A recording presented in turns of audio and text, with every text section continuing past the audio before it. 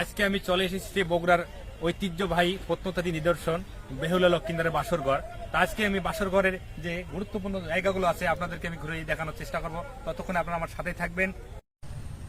বন্ধুগণ, বেহুলা লক্ষিন্দারের বাসরঘর নামে সাধারণত পরিচিত এই প্রত্নস্থলটিতে 1934 থেকে 36 সালে প্রত্নতাত্ত্বিক খননের ফলে 172টি বন্ধ প্রকোষ্ঠের সমন্বয়ে গঠিত 13 মিটার উঁচু একটি মঞ্চের ধ্বংসাবশেষ অনাবৃত হয়।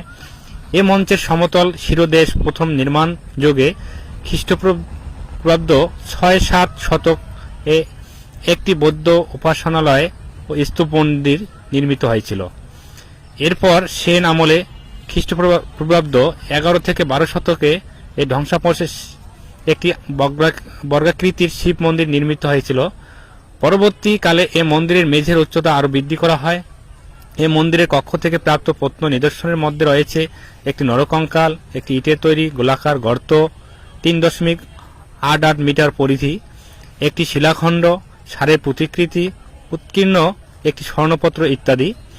অলঙ্কারের জন্য মন্দিরে জ্যামিতিক নকশা, ফুল, লতাপাতা ও অলঙ্কৃত ইট ইত্যাদি ব্যবহৃত হয়েছিল। সাথে থাকবেন। আমরা এখন উপরে ওঠার রাস্তা চলে এসেছি। এখন আমরা উপরে উঠবো। আপনারা দেখতে পাচ্ছেন চারপাশটা কত সুন্দর। এই যে আমি উপরে উঠতেছি, আপনারা দেখতে পাচ্ছেন উপরের দিকে আমরা যাচ্ছি। এখন মোটামুটি অনেক 12 মিটার উচ্চতা এই বাসরঘরটি, অর্থাৎ 72টি প্রকোষ্ঠ রয়েছে।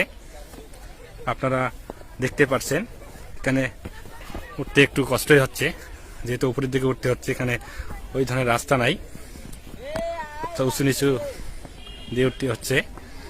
আমরা অনেকটা উপরে চলে এসেছি।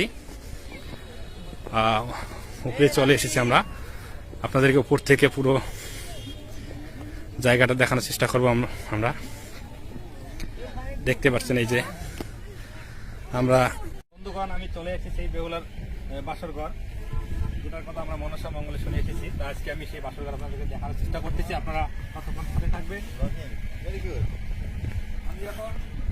আমি এখন বেহুলার বাসরঘরে প্রবেশ করেছি। আপনারা দেখতে পাচ্ছেন এই যে বাসরঘর, আপনারা দেখতে পাচ্ছেন এখানে সেই বেহুলা লক্ষিন্দার অর্থাৎ বাসর করেছিল। আপনারা দেখতে পাচ্ছেন অনেক সুন্দর একটা জায়গা ছিল। জায়গাটা আপনাদেরকে আমি সম্পূর্ণটা দেখানোর চেষ্টা করতেছি।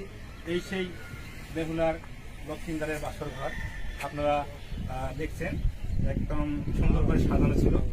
হয়তো বা এখন সেই